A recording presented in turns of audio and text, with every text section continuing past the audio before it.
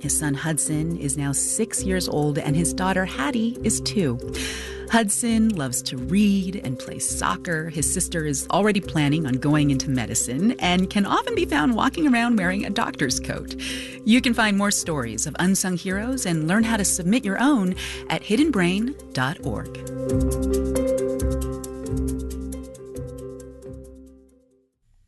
It's WNYC. All Things Considered is over. In fact, coming up next on 93.9 FM and AM 820, it's Marketplace. The median age in Eagle Mountain, Utah is just 22 years old. And with so many kids, the city needs more schools. Just 6 years ago, high school opened with 1,800 students. Today?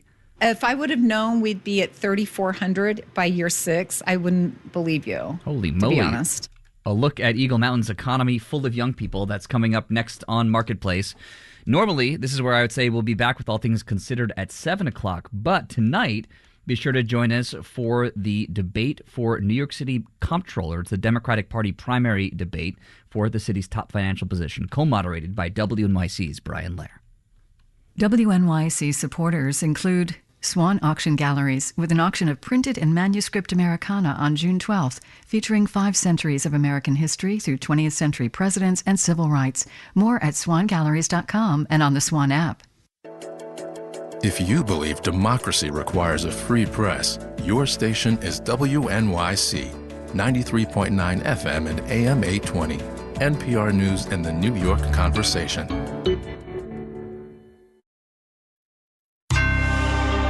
Marketplace is supported by Mercury. Mercury brings together banking, credit cards, and financial software to help businesses manage their finances. Learn more at mercury.com. Bonds, inflation, and video games. What more could you possibly want? From American Public Media, this is Marketplace. Marketplace is supported by Dana-Farber Cancer Institute, working to treat previously untreatable cancers through protein degradation, which can target cancer-causing proteins and destroy them from inside the cell. Learn more at danafarber.org/everywhere. And by Progressive Insurance. Progressive is currently looking for individuals in a variety of career fields who are interested in building a career and joining an inclusive and unique culture. More information, including application, at progressive.com/careers. And by Pure Storage. In a world of fragmented systems, Pure Storage delivers a single, consistent, as-a-service platform for all data storage needs across on-premises, cloud, and hosted environments. More at purestorage.com.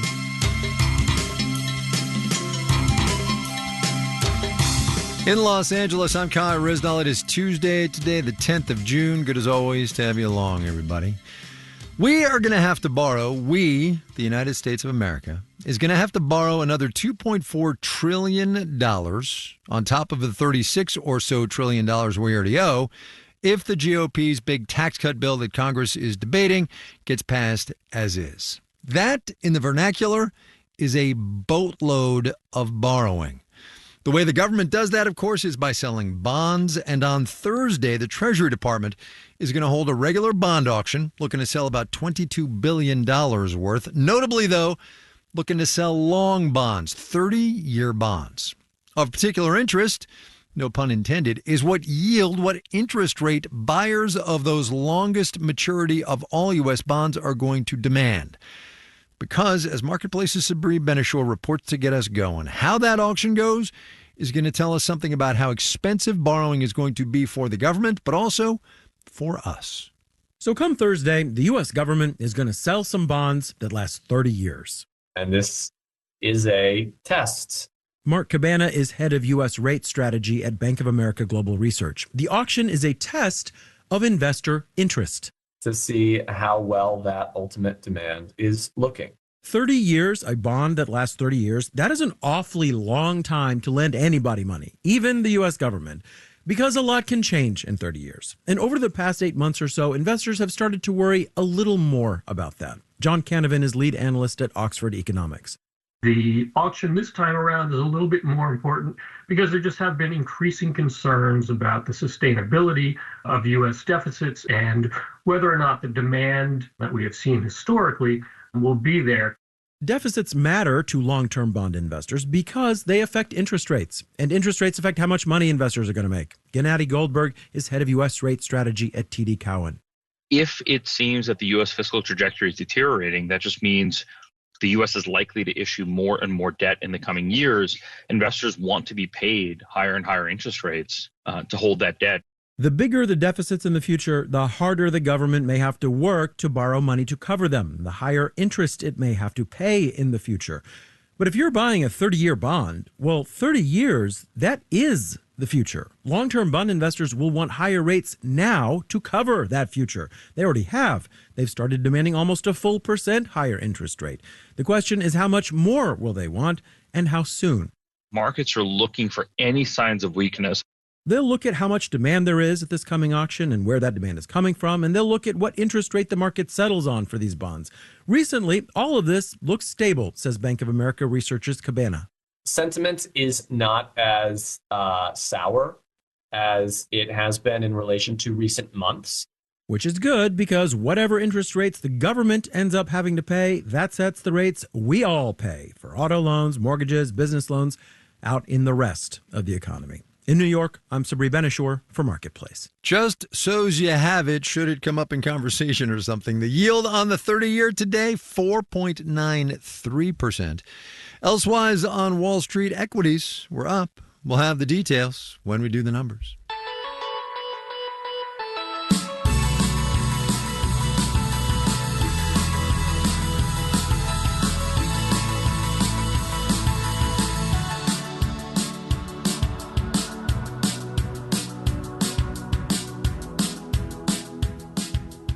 This probably isn't an item on most people's calendars, but around these parts, this is inflation week. We'll get the May Producer Price Index on Thursday. That's a measure of inflation at the wholesale level. Tomorrow, the Bureau of Labor Statistics is going to share with us the May Consumer Price Index. That's inflation for you and me.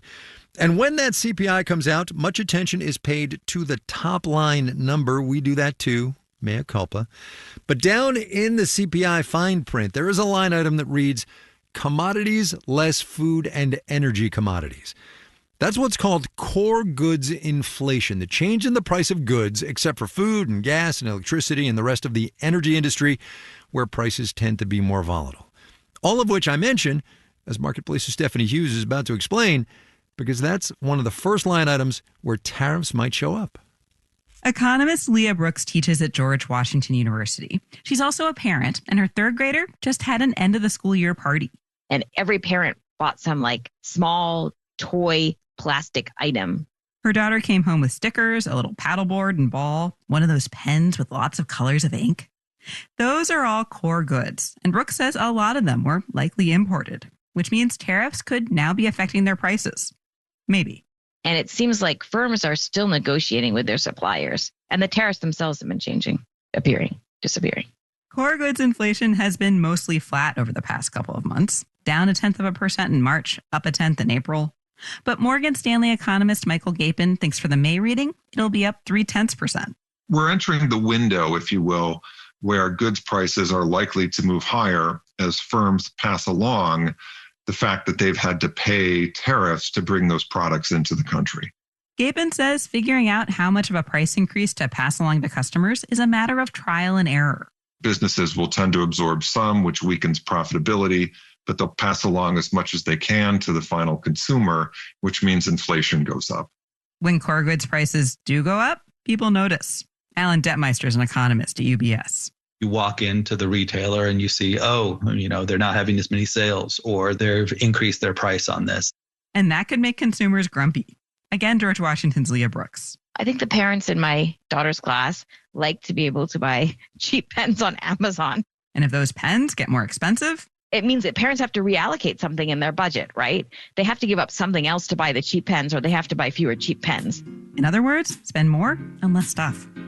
I'm Stephanie Hughes for Marketplace.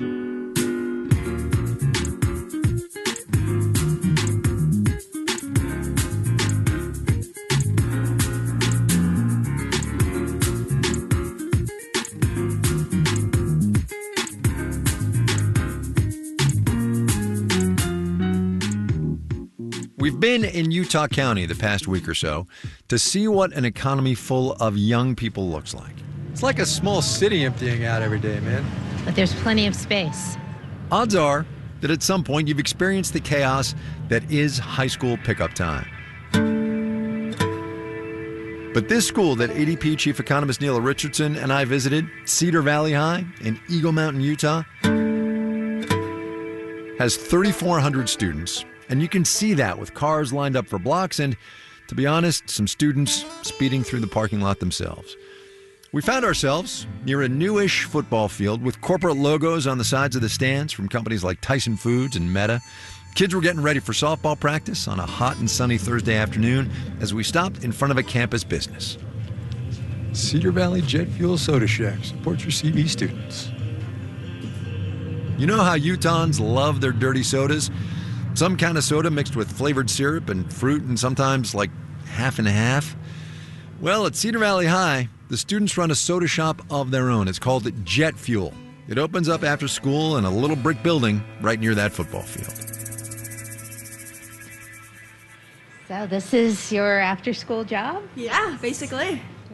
Yeah. What is this place? So Jet Fuel Soda Shack is kind of like a way, it's an actual business, and it's a way that us students can kind of get some work experience while also paying off our student fees while other clubs or extracurriculars that we're in. That's Josefa. She's 17. She and Rachel, 16, were opening Jet Fuel for the afternoon when we visited. It's got the whole deal. Industrial refrigerators, soda dispensers, of course, and a huge stainless steel table covered with dozens of flavored syrups, everything from cheesecake to passion fruit. How many hours a week do you work? For me, kind of varies per week. Usually, I try to get like 2 or 3 shifts in a week, but right now it's like finals week, so I've been taking on less, just trying to focus on school. Amen. Great. Yeah. And the money you earn isn't money, right? I mean, it gets No. deducted It from your goes school right fees. How to does like that work? so we have like our student credit kind of thing, like how much I do wrestling, and it was like $500 for that. So this just goes directly to my student account as like credits I have earned. So just take that off right away for the next year. So wrestling now for you doesn't cost you anything? No, I would just get work experience and get Nice. make some fun drinks. Yeah. Nice. What's your favorite drink? Oh, my favorite drink, I like to make my own. My favorite drink is Sprite, pineapple, coconut, and coconut cream. It's like a pina colada. One's so good. I also like the Flyboy. If I had to pick one off of our menu, I'd choose the Flyboy. Sorry, I'm going to go read the menu here. Let me slide by. Yeah. The sodas come in all sizes up to 44 ounces for $2.25. Jet Fuel is kind of like a school-wide project. Students came up with a menu full of flight-themed names. The school's mascot is the Aviators. The business class made the plan for Jet Fuel. Another home ec kind of class bakes the cookies that they sell. Have either of you ever thought about running and starting your own business? Yes. I'm actually like really into business. I do like all these entrepreneurship clubs, meetings, and do like all this crazy stuff about business. So I feel like this is kind of like a fun little way of seeing like all the actual numbers from behind the scenes. So what are you going to do? What's your big idea? Dude, I promise honestly- I won't steal it. I don't know. I don't have like a big idea yet, but I just know like I want to run something, I want to operate something big. I'm more like, let me manage it, you come up with the idea kind of thing. So if you got something, let me know. You can take credit too. I just want to run something. There's some public radio entrepreneurship thing to do, I'm sure. Yeah, for sure. Wow. What's your sense? You guys are business-minded, right? Yeah. What's your sense of the economy out there? Are you paying attention to what's going on? I mean, I hear what my parents say, and like I do research for myself as well. I try to be open-minded when it comes to looking at the economy, and then I see how jet fuel changes with the economy, and I try to ask questions about it too. Say more about jet fuel changing with the economy. Oh, I feel like, first of all, inflation right now, right? Like, I think it used to be a thing that we used to like fill up our water bottles with free drinks or whatever here and there, just like the small things. But now, just due to like the different price range and stuff, we kind of can't do that anymore. We just have to be more kind of set on our budgets and what we can and can't give out. We left the girls to take their soda orders, and we moved to the other side of the business to meet the big boss, Courtney Johnson. I'm the principal of Cedar Valley High School. We opened in 2019, and that was my role to open up the school. You're the founding principal? Yes. The school is huge, feels almost like a college. When it opened, it had 1,800 students. How do you open a school with just 1,800 kids? Because that's a very large high school by most community standards. That's true. If I would have known we'd be at 3,400 by year 6, I wouldn't believe you. I'm going to say that again. This school has been open since 2019, and since then, enrollment has nearly doubled to 3,400 high schoolers.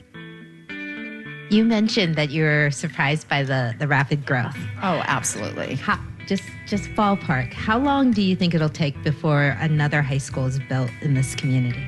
We're thinking 2 years. 2 years. Mm-hmm. And will that open with more than 1,000 students? Oh, absolutely. We're busting at the seams. I mean, Utah, we love babies. Eagle Mountain is one of the youngest cities in Utah County, in no small part because there are so many kids. The median age for the whole city is 22. And Eagle Mountain's still growing, and the negatives are starting to show up. I wish I would have bought 20 homes when we opened, because I'd be worth millions of dollars just in property gain values out here. It's gotten very expensive. But there's only so much land that you can build on, and this is where the land is. So it almost became like a land grab for the district to even buy property for the schools and for future schools. I mean, I'm surprised how much they're getting for homes out here, but they're big. It's not just home buyers making investments in town. Well, what also I see in Utah, or at least in this high school, is some corporate names on your stadiums. Oh, yeah. Tyson's, Meta. Can you tell us how those names appeared on this football stadium? They're our best friends. Tyson Foods has a beef and pork plant in Eagle Mountain. Meta has a data center, which is why Courtney is pitching them. I just received another $80,000 just a week ago from Meta because we pitched these crazy ideas, and if it involves STEM, so science, technology, math, those kinds of things, they will support us. There are people who are going to hear this and they're going to go, why is a high school in cahoots with all these big companies? You just have to understand their mission and show that... Well, their mission is to make money for their shareholders and for their executives. Sometimes that's true, Well, and it has to be. all the time. Well, their mission, too, it depends on how you can align your mission with their mission. And it's not always about profitability. I know the bottom line. My dad was a businessman, so I get that. You want to make your money, and I got to run a business here. I have to keep my bottom line. But if you were to ask me what I'm about, I'm not going to tell you it's about keeping a balanced worksheet. I'm going to tell you it's about educating kids and providing opportunity. And so same with them. They want to develop their future workforce. They want kids with job-ready skills. So that's how I tie it into their mission. A lot of the business owners we met in Utah talked a lot about how business-friendly this state is. And even at high school, you can feel that culture, from the girls working at the school-run soda shop to the major corporate sponsors with banners on the side of the football stadium. They're betting that this place and all the young people in it is the future of their labor force. We are going to wrap things up from Utah tomorrow with a look at how places like Eagle Mountain get built, and then we'll get Neela back on the phone to talk about what we learned while we were there.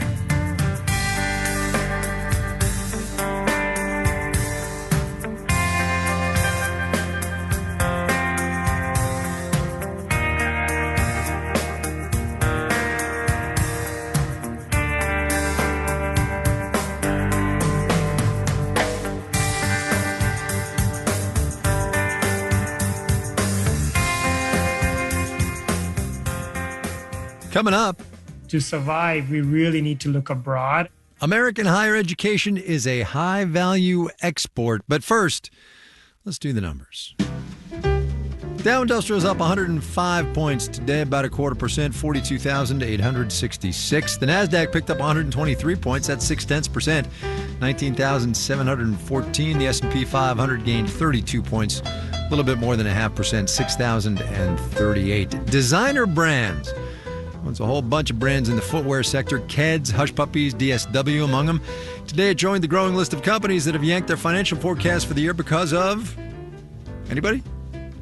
Tariffs and uncertainty. Designer brands stepped down 18.25%. I missed a Bueller joke in there, didn't I? J.W. Smucker cited, Yes, tariffs and uncertainty, in cutting its forecast for the year to well below what analysts expected. The maker of Uncrustables down 15.6%. The 10-year T-note today, 4.47%. You're listening to Marketplace. The Numbers is supported by Odoo.com, your entire business on one platform. Marketplace is supported by MarketWatch. From housing prices to inflation and market volatility, the market is uncertain. MarketWatch has news and tools for those looking to reach their financial potential on the road ahead. MarketWatch, don't short yourself. And by Viking, dedicated to bringing travelers to the heart of each destination with small ship, river, ocean, and expedition voyages, offering cultural enrichment and immersive experiences. Discover more at Viking.com. And by Commvault. When bad things happen in business, like ransomware attacks, Commvault rewinds data, cloud apps, and environments back to before the incident, like it never happened. Commvault, it's how companies become a continuous business.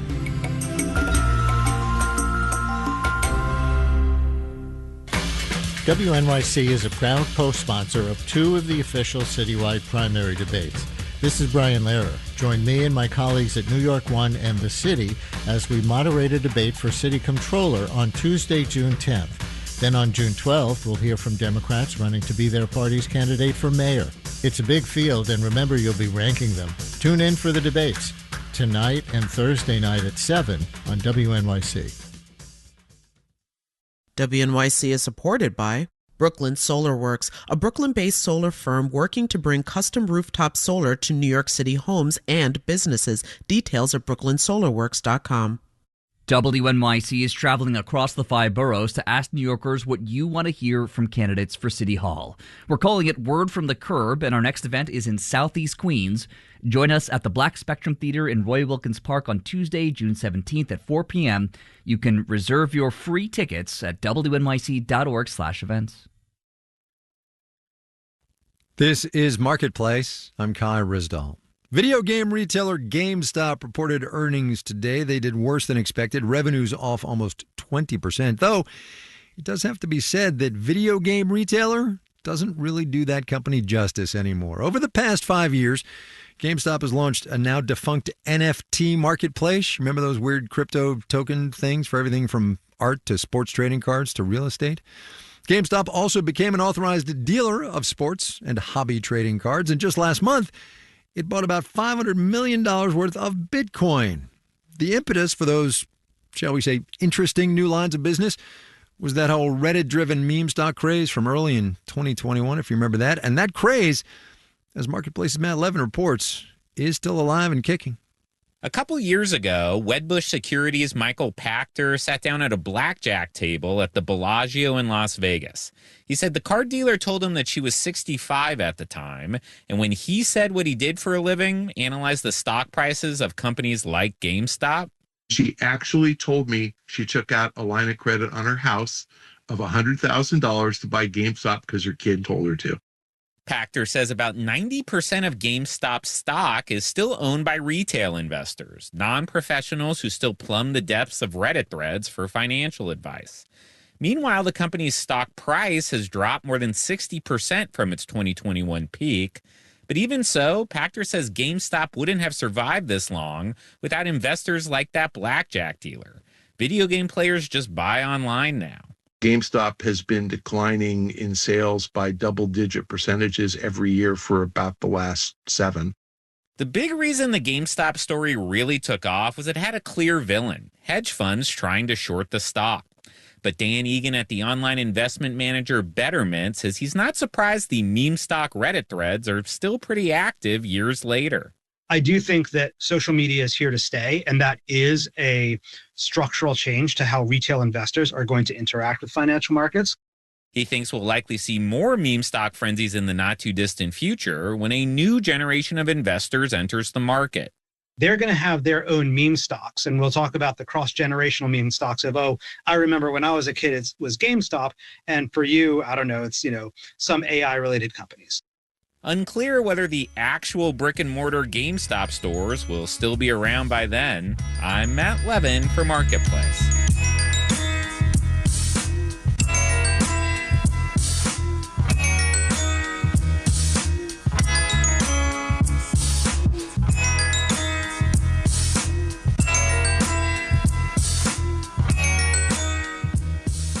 President Trump's targeting of higher education in this economy has so far focused on the Harvards and the Columbias, the highly selective universities. Highly selective private universities, I should say. Immigration crackdowns and student visa restrictions have left foreign-born students uncertain at best over what might happen to them. Public universities, too, though, depend on international students and their tuition dollars, as Marketplace's Savannah Peters reports. The student body at Arizona State University is about 15% international. That's over 17,000 students. Well, it makes us a better university because our other 70,000 students that are from the United States compete against the best talent from the entire planet. That's ASU President Michael Crow. To see a kid that grew up in the Philippines talking to a kid who grew up in Window Rock, it just is tremendous. It's a tremendous tool for the advancement of the democracy that we have inherited. And a tool for keeping college affordable for that kid from Window Rock or Phoenix or Yuma. Crow says international students pay a premium to attend ASU, about $37,000 a year in tuition alone, more than double in-state tuition. Our margin for international students helps us to pay for the American students that we give substantial financial aid to. The Trump administration's restrictions on international students have put some very elite private institutions in the spotlight. But Crow says those moves could cause financial troubles at big public universities like his. Oh, we're deeply affected by this. I actually think of those kinds of schools as being more reliant on international students. Gaurav Khanna is an economist at UC San Diego. He says that reliance dates back to the 2008 recession, when lots of public universities saw their budgets slashed by state legislatures at the same time domestic students were struggling to afford college. That's when these universities said, okay, to survive, we really need to look abroad. Khanna says schools like the University of Illinois, Texas A&M, Ohio State depend on this strategy of subsidizing cheap in-state tuition by admitting more international students who pay full tuition, or even a little extra. Khanna says the story at Ivy League and other elite private schools is different. The reason Harvard cares a lot about the international student body is that they're basically attracting the top talent. He says those schools will actually foot the bill for the most talented foreign-born students, who it believes will help bolster its prestige. Khanna says a slowdown in international enrollment will hurt those schools' exclusivity more than their bottom line. They can tap into long wait lists of domestic applicants. But, says William Brustein, a global strategist in higher ed, those land-grant schools, those state public universities, the regional ones, universities that do not have the cachet will have a much more difficult time making up for that revenue loss. Brustein has worked on international recruitment strategy for a couple of big public schools, most recently West Virginia University. He says those institutions operate on thin margins. Fewer international tuition dollars could mean faculty layoffs, cuts to course offerings and degree programs, even closures of rural satellite campuses. Hitting the quality of the academic education, it's not a pretty picture that we're looking towards in the future. Brustein says elite schools will weather the president's crackdown on foreign-born students, but it could put a quality public education farther out of reach for the average American. I'm Savannah Peters for Marketplace.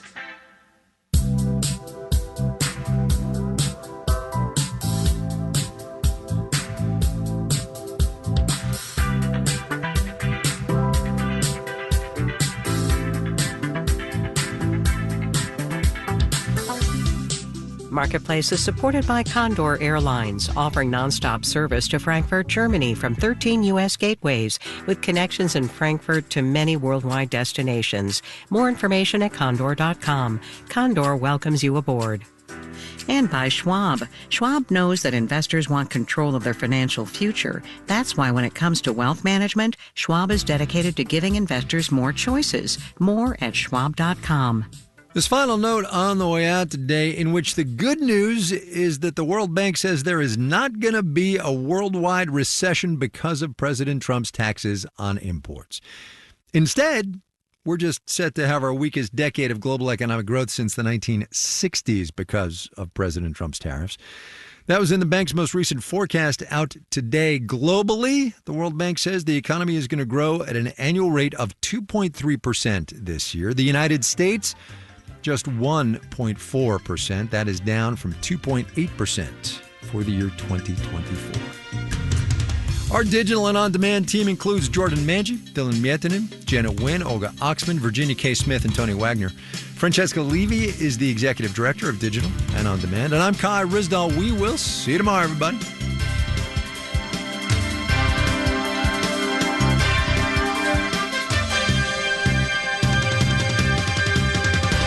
This is APM. WNYC supporters include